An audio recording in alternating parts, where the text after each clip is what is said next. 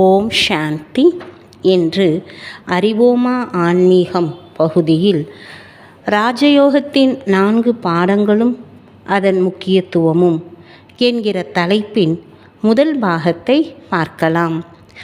இரும்பு யுகம் அல்லது கலியுகத்தின் கடைசி நேரமாகிய இந்த நேரத்தில் இறைவன் நமக்கு ராஜயோகத்தை கற்றுக் கொடுக்கிறார்.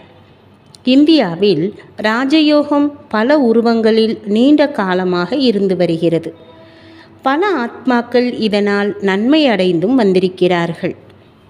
ஆனால் 5000 ஆண்டுகளுக்கு முன்பு நாம் அனைவரும் இரும்பு யுகம் அல்லது கலியுகத்தின் இறுதி நேரத்தில் இருந்தபோது இறைவன் உண்மையான ராஜயோகத்தை கற்றுக் கொடுத்தார் என்பது யாருக்கும் தெளிவாக தெரியவில்லை. அத்துடன் ஆத்மாக்கள் இந்த ராஜயோகத்தை கற்றுக்கொண்டு பயிற்சி செய்வதனாலும் ராஜயோகத்தினுடைய 4 பாடங்களை நடைமுறையில் கொண்டு வருவதனாலும் தூய்மை அடைகிறார்கள் என்பதும் யாருக்கும் தெரியாது. இறுதியாக ஆத்மாக்கள் தூய்மையான பிறகு தம்முடைய உயர்ந்த சத்தியமாகிய தூய்மை, அமைதி, அன்பு மற்றும் ஆனந்தத்திற்கு செல்கிறார்கள். மேலும் சத்யுகம் அல்லது தங்க யுகம் ஸ்தாபிக்கப்படுகிறது என்பதும் யாருக்கும் தெரியாது. இது 5000 ஆண்டுகளுக்கு முன்பு நடந்தது. இப்போது நாம் மறுபடியும் கலியுகம் அல்லது இரும்பு யுகத்தின் இறுதி நேரத்திற்கு வந்துவிட்டோம். 5000 ஆண்டுகளில் பல்வேறு பிறவிகளின் பயணத்திற்கு பிறகு ஆத்மாக்கள் அனைவரும் தூய்மையற்றவர் ஆகிவிட்டார்கள். எனவே இறைவன் இப்பொழுது நமக்கு ராஜயோகம் மற்றும் அதனுடைய 4 பாடங்களை கற்றுக் கொடுப்பதன் மூலம் மறுபடியும் சத்யுகம் அல்லது தங்க யுகத்தை உருவாக்குகிறார். அந்த 4 பாடங்கள் என்னென்ன, அவற்றின் முக்கியத்துவங்கள் என்ன, அதை நாம் இப்போது புரிந்து கொள்ளலாம். 1. ஆன்மீக ஞானத்தை கேட்பதும் உள்வாங்கிக் கொள்வதும்.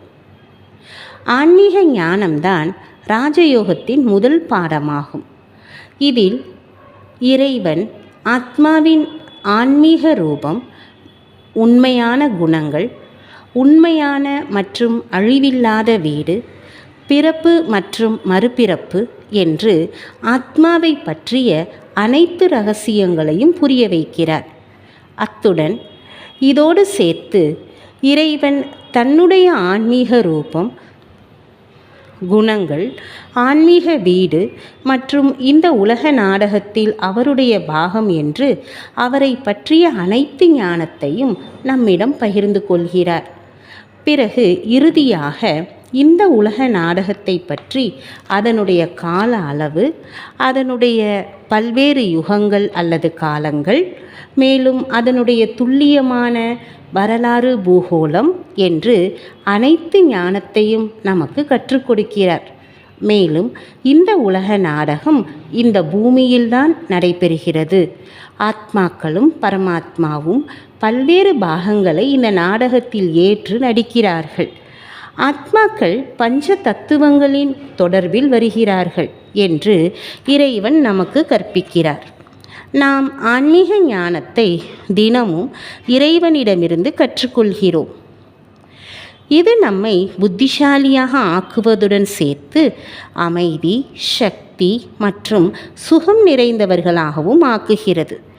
நாம் ஒவ்வொரு நாளும் கேட்கும் ஞானத்தை தினமும் ஒவ்வொரு காரியம் செய்யும் போதும் நமது உணர்வில் வைத்து கொள்ள வேண்டும் என்று இறைவன் கூறுகிறார். இது முழு நாளும் நம்மை நேர்மறையாகவும் சக்தி நிறைந்தவராகவும் வைத்துக்கொள்ளும். ஓம் சாந்தி.